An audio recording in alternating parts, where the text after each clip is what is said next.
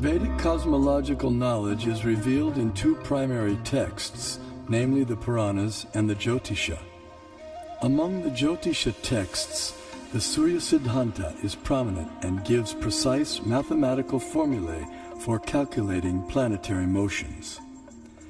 The Surya Siddhanta contains extraordinary astronomical calculations which predate modern science itself. However, many contemporary scholars have been unable to understand Puranic cosmology. Nevertheless, detailed studies of both texts show that their foundational astronomical principles are identical. For instance, both calculate atomic time as the time it takes for the sun to pass over an atom. Similarly, both texts calculate the frequency of planetary revolutions in terms of their retrograde motion with respect to the zodiac.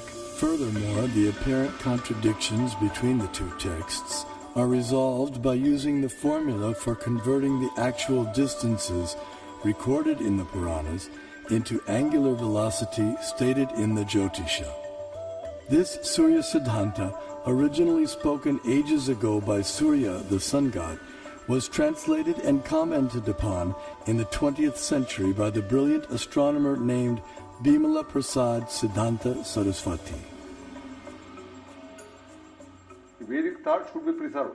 If you are not able to interpret, someone will interpret at a later stage. After a millennium, let someone come and interpret.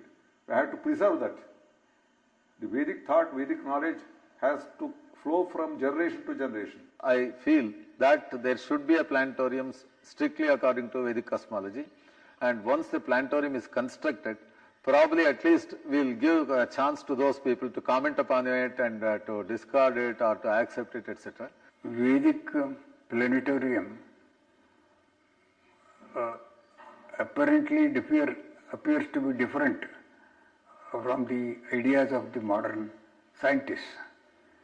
But what is more important is whether Vedic planetarium idea by itself is scientific. If it is scientific, the modern scientists will have to revise their ideas about their own planetarium. That is, planetary is required on all these things, give you a vast knowledge of the universe and so on for so many people. So you are the one, not only the person to enjoy, you will allow all others to know about it.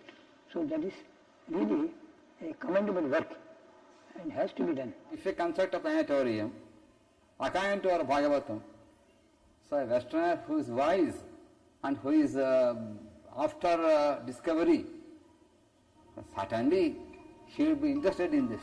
There is a famous proverb, one figure is worth 1,000 words. I think I can extend this proverb. One model is worth 1,000 figures. Even if you put a number of figures, you will not get the correct picture.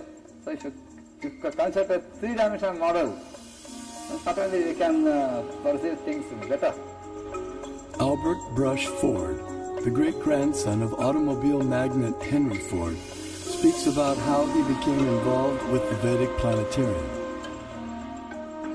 I was in Detroit in 1976. We had purchased the Bhaktivedanta Cultural Center and had spent a year getting it fixed up, and Prabhupada came for a visit. And so it was his first visit there, and he was entertaining some guests up in his room at the Cultural Center. And he was explaining to them about the Vedic planetarium. And so after he talked to them for a while, he turned to me and he said, so how do you like this idea about Vedic planetarium? And I said, it's a very nice idea, still probably, because it sounded like a very interesting idea. And so he said, kind of half jokingly, okay, you can help finance.